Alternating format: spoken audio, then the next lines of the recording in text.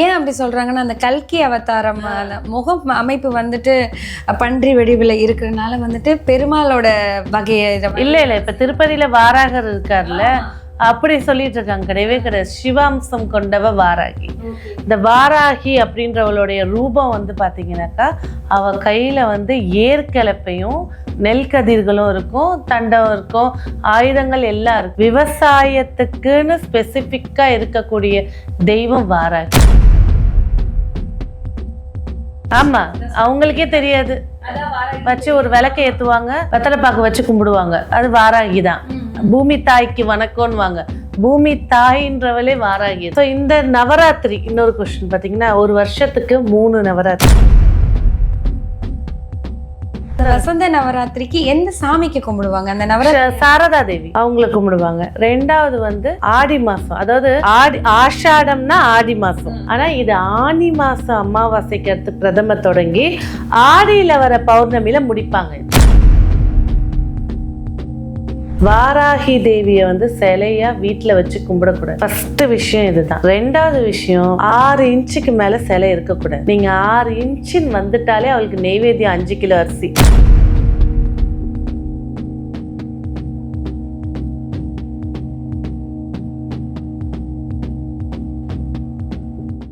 You Tamil பக்தி நேர்களுக்கு வணக்கம். இன்னைக்கு நம்ம எந்த கடவுளை பத்தி பார்க்க போறோம்னா, வாராகி அம்மனை பத்தி தான் பார்க்க போறோம். நிறைய பேருக்கு வாராகி அம்மன்னா யாரு அப்படின்னு தெரியல. வாராகி அம்மனுக்கு நவராத்திரி விழா ஒண்ணு கொண்டாடுவாங்க, ஆஷாட நவராத்திரி.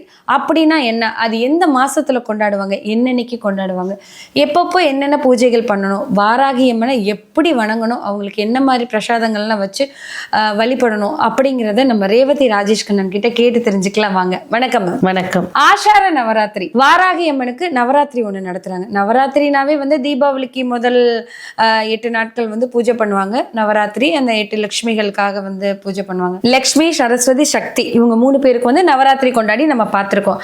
ஆனா தனிப்பட்ட முறையில வாராகி அம்மனுக்குன்னு ஒரு நவராத்திரி, அதுக்கு பேர் வந்து ஆஷார நவராத்திரின்னு கும்பிடுறாங்க. அதுல பார்த்தா வந்து 9 நாட்கள் வந்து நவராத்திரி, நவநாளே நயன், அந்த 9 நாட்களும் நவராத்திரி பூஜை பண்றாங்க. இதுல மெயினா எந்தெந்த நாள்ல வந்து ஆஷாட நவராத்திரியில எந்தெந்த நாட்கள் வந்து வாராகி அம்மனுக்கு வைக்கிறாங்க. முதல்ல வந்து ஒரு முக்கியமான கேள்வி கேட்கணும். வாராகி அம்மன்னா யாரு, இவங்க எந்த அம்மன்ல இருந்து தோன்றுனாங்க, அவங்களோட குணங்கள் பத்தி சொல்லுங்களேன். ஓகே, நல்ல ஒரு கேள்வி. ஏன்னா நிறைய ஃபர்ஸ்ட் யூ தமிழ் பக்தி நேயர்களுக்கு அன்பார்ந்த வணக்கம். ஸோ வாராகி நல்ல ஒரு கேள்வி கேட்டிருக்கீங்க. நிறைய பேர் வந்து பார்த்தீங்கன்னா இப்போ பேசுகிற பேச்சு வாராகி வாராகி வாராகி. வாராகின்றவ வந்து பல நூற்றாண்டாக வாழ்ந்தவ, பல நூற்றாண்டாக இருந்தவ, தெய்வ சக்தி மிகுந்தவ. இந்த வாராகி அப்படின்ற போது சப்த கன்னிகளில் ஒருத்தி, சப்த மாதாக்களில் ஒருத்தி இந்த வாராகி. இந்த வாராகி வந்து நம்மளுடைய முப்பெரும் தேவிகள். அதில் சக்தி பார்வதியுடைய அம்சம் லலிதா திரிபுர சுந்தரி, அவளுடைய படைத்தளபதி வாராகி. வாராகியுடைய ஜெனட்டிக் பார்த்தீங்கன்னா காளியிலேருந்து வந்தவ வாராகி. நிறைய பேர் வாராகியை வந்து பெருமாள் அம்சம்னு சொல்லிட்டு இருக்காங்க.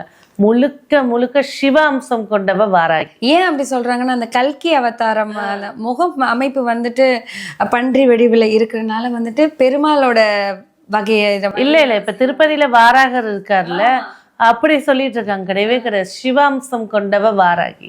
இந்த வாராகி அப்படின்றவளுடைய ரூபம் வந்து பாத்தீங்கன்னாக்கா, அவ கையில வந்து ஏற்கலப்பையும் நெல் கதிர்களும் இருக்கும், தண்டம் இருக்கும், ஆயுதங்கள் எல்லாம் இருக்கும்.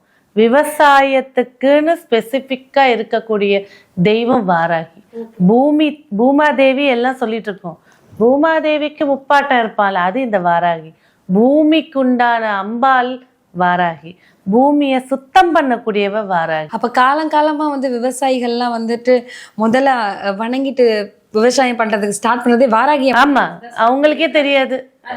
வச்சு ஒரு விளக்க ஏத்துவாங்க, வெத்தலை பாக்கு வச்சு கும்பிடுவாங்க. அது வாராகி தான். பூமி தாய்க்கு வணக்கம்னுவாங்க. பூமி தாயின்றவளே வாராகி. ஸோ இந்த நவராத்திரி, இன்னொரு கொஸ்டின் பார்த்தீங்கன்னா, ஒரு வருஷத்துக்கு 3 நவராத்திரி. அது நவராத்திரினாலே கொழு வைப்போம், அதுதான் நவராத்திரின்னு தெரியும். சக்திக்கும் சரஸ்வதிக்கும் லட்சுமி தேவிக்கும் வைக்கிற நவராத்திரி தான் நம்மளுக்கு தெரியும். எல்லாரும் வீட்லயும் வந்து தீபாவளிக்கு முன்னாடி கொழுவெல்லாம் வச்சு நல்லா பண்ணுவாங்க. 3 நவராத்திரி என்ன நவராத்திரி? வருஷத்துக்கு வந்து 3 நவராத்திரி. அதுவும் இந்த யுகத்துல தான். அதுவும் வந்து ஒரு 200 ஆண்டுகளுக்கு முன்னாடி மாசம் மாசம் நவராத்திரி, ஒவ்வொரு மாசத்துக்கும் ஒரு அம்பாலை கும்பிடுவாங்க. அதுதான் இதுல வந்து இருக்கா மாசம் மாசம் இருக்கே. அதுல வந்து பாத்தீங்கன்னாக்கா இப்ப நடைமுறையில இருக்கிறது அதுவும் கொஞ்சம் கொஞ்சமா கம்மியாயிட்டு வருது. இது வந்து பாத்தீங்கன்னாக்கா வசந்த நவராத்திரி. ஒவ்வொரு வருஷமும் பங்குனி மாசத்துல வர அமாவாசைக்கு அடுத்த நாள் தொடங்கி சித்திர பௌர்ணமிக்கு முடிப்பாங்க பங்குனி நவராத்திரி. அது வந்து வசந்த நவராத்திரிக்கு எந்த சாமிக்கு கும்பிடுவாங்க? அந்த நவராத்திரி சாரதா தேவி அவங்களை கும்பிடுவாங்க. ரெண்டாவது வந்து ஆடி மாசம், அதாவது ஆஷாடம்னா ஆடி மாசம், ஆனா இது ஆனி மாசம் அமாவாசைக்கு அடுத்து பிரதம தொடங்கி ஆடியில வர பௌர்ணமியில முடிப்பாங்க. இது ஓகே, அதுதான் வந்து வாராகிக்கான நவராத்திரி. அதுதான் ஆஷாட நவராத்திரி. ஆமா, ஓகே, அதான் ஆஷாட நவராத்திரி. மூணாவது வந்து நம்மளுடைய முப்பெரும் சக்திகளுக்கு கும்பிடுற நவராத்திரி, புரட்டாசி மாசம் வரக்கூடிய நவராத்திரி. இதுதான் நவராத்திரியோட வரலாறு. இந்த 12 நவராத்திரியும் நான் சொல்றேன், ஒரு நாள் நம்ம அது அதையும் தெளிவா சொல்லுவோம். எப்படி இப்ப கேட்பாங்க, இந்த 3 நவராத்திரி சொல்லிட்டீங்க, எல்லா நவராத்திரியும் பத்தி சொல்லுங்கன்னு கேட்பாங்க. தாராளமா சொல்லலாம். அதெல்லாம் வந்து இத காது கொடுத்து கேட்கறதே பாக்கியம். கண்டிப்பா இத சொல்றதுக்கு வாய்ப்பு கொடுத்த யூ தமிழ் பக்திக்கு பெரும் பாக்கியம். கண்டிப்பா கண்டிப்பா. இதுல வந்து பாத்தீங்கன்னாக்கா இப்ப வாராகி ஏன் இந்த மாசத்தை செலக்ட் பண்ணாங்க அப்படின்னு சயின்டிபிக்கா பாத்தீங்கன்னாக்கா, சூரியனோட கதிர்வீச்சு வந்து தை மாசத்துல இருந்து ஆனி மாசம் வரைக்கும் அதிகப்படியா இருக்கும். ஆமா, ஆடி மாசத்துக்கு அப்புறம் தை டு ஆனி வந்து உத்தராயணம்னுவாங்க, பகல் பொழுது அதிகமா இருக்கும், விவசாயிங்க கொண்டாடக்கூடிய மாதங்க. ஆனா ஆடி மாசத்துல இருந்து மார்கழி மாசம் சூரியனோட கதிர்வீச்சு குறைஞ்சிரும், மழை காத்து பயிர்கள்லாம் அழிஞ்சு போறதெல்லாம் பார்ப்பாங்க. அதுல விவசாயத்துக்கான தெய்வத்தை அப்பதான் ஆனி மாசம் அமாவாசை தொடங்கி ஆடி பௌர்ணமிக்கு வரைக்கும் இந்த அம்பாலை கும்பிடுவாங்க. ஏன்னா விவசாயம் நல்லா செழிக்கணும், விவசாய தானியங்கள் நல்லா வரணும். ஏன்னா விவசாயத்துக்கான தெய்வம் இவ, மண்ணுக்கான தெய்வம் இவ. இவளை வழிபாடு பண்றவங்களுக்கு அந்த விவசாயம், அதாவது இந்த உத்தராயண காலத்துல எப்படியாவது சாப்பாடு கிடைச்சிடும். தட்சிணாயனத்துல இருள் நடஞ்சது, அதனாலதான் தட்சிணாயனம் பிறந்துட்டானே பூஜைகள் வந்துரும். ஆடி வெள்ளி, ஆடி செவ்வாய், மாலை போட்டு எல்லாம் வந்துரும். பாருங்க, எல்லா பூஜையிலும் எல்லாருக்கும் அன்னதானம் போடணும்னு வரும். ஏன்னா அந்த காலகட்டத்துல சாப்பாடு கிடைக்காது. இன்னும் ஆதியில போயிட்டீங்கன்னாக்கா இந்த உத்தராயண காலத்துல கொஞ்சம் சேமிக்க ஆரம்பிச்சிருவாங்க, அடுத்த 6 மாசத்துக்கு சாப்பாடு வேணுமேன்ட்டு. அந்த சாப்பாடு வந்துட்டு முன்னோர்கள் இப்படி பண்ணிருக்காங்க. ஒரு மாலை போட்டாலே பூஜை வைக்கணும், சாப்பாடு போடணும், கோயில்ல திருவிழா. அது வந்து அந்த காலத்திலேயே வந்து இதை வந்துட்டு இப்படிதான் இது வந்து இந்த நேரத்துல நிறைய பேருக்கு சாப்பாடு கிடையாது, வறுமையில இருப்பாங்க அப்படின்னு சொல்லி ஒரு கடவுள் மூலமா இதை இப்படி பண்ணணும்னு கொண்டு வந்து அந்த காலகாலமா நம்ம இப்ப வந்து பூஜை வழிபாடுகள், மாலை போடுறேன், மக்களுக்கு சாப்பாடு கொடுக்குறேன் அப்படின்னு சொல்லிட்டு போயிட்டு இருக்கு. ஆமா, அதுதான் இந்த தட்சிணாயன காலம். தட்சிணாயன காலத்துடைய அன்ன தேவதை யாருன்னா வாராகி. உத்தராயண காலத்தோட அன்ன தேவதை யாருன்னா அன்னபூர்ணி. இது ரெண்டு அன்ன தேவதை. சாப்பாட்டுக்கான தெய்வம்னா அன்னபூர்ணியும் வாராகியும் தான் மெயின். கண்டிப்பா இப்ப காலகட்டத்துக்கு அடுத்து இப்ப வாராகி வழிபாடு நிறைய பேர் செய்யற தப்பு என்னன்னா, வாராகிய வந்து வீட்டுல செலை வச்சு அந்த கேள்வியும் கேட்கணும்னு நினைச்சேன். நிறைய பேர் வந்துட்டு சில இடங்கள்ல கொலுலயே வச்சிருப்பாங்க வாராகி. அதுவுமே ஓரளவு ஹைட்ல தான், இவ்வளவு தூரம் ஹைட்ல தான் வச்சிருப்பாங்க.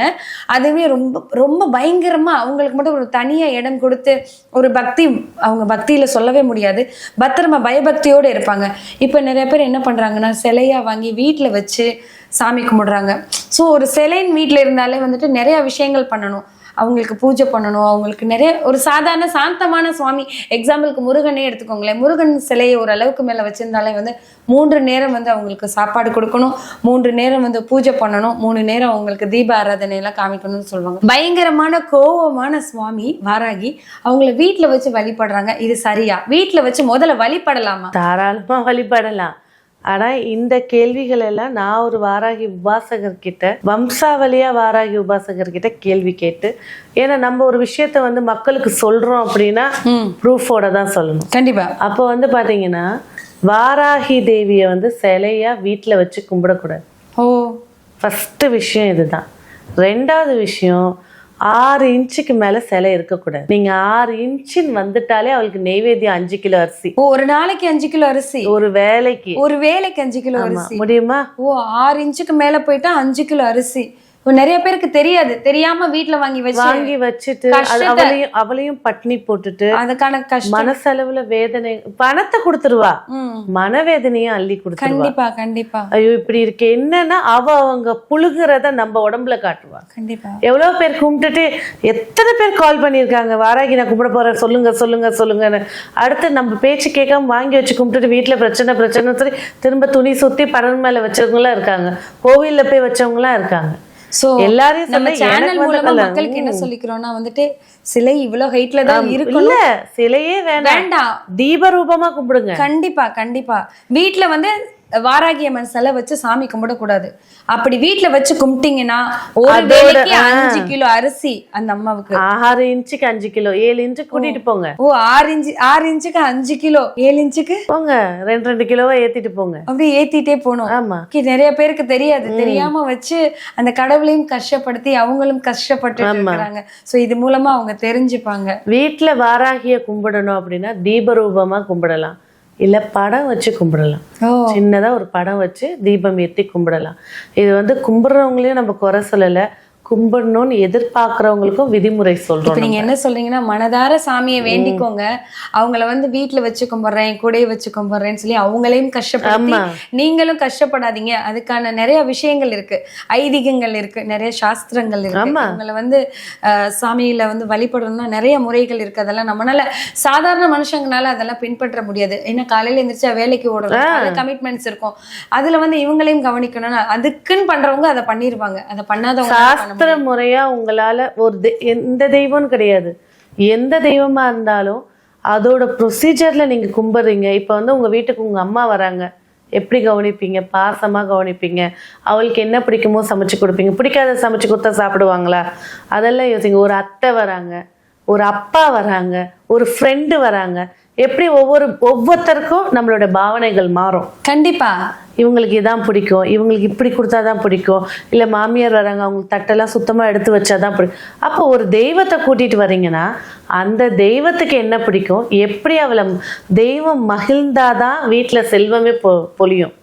கல்யாண தடை, குழந்தை படிக்கல, எது வேணா இருக்கட்டும், அந்த தெய்வம் வீட்டுக்குள்ள வந்து சௌகரியமா உட்கார்ந்தாதான் அந்த வீட்டுக்கு செழிப்பு கிடைக்கும். அவளுக்கே அங்க உட்கார கஷ்டமா இருக்குன்னா, இப்ப ஒரு பெண்ணு அழுது சாபம் விட்டுட்டாலே ஒரு வம்சத்துக்கே பெண் சாபம் இருக்குங்க, இது போய் பண்ணுங்கன்றோம். ஒரு தெய்வத்தையே அழுவ வச்சிங்கன்னா அதுவே தெரியாம எந்த விஷயத்தையும் தொடாதீங்க. அதுக்குன்னு உண்டான உபாசகரை பேசுங்க, அதுக்குன்னு உண்டான குருக்களை போய் கேளுங்க.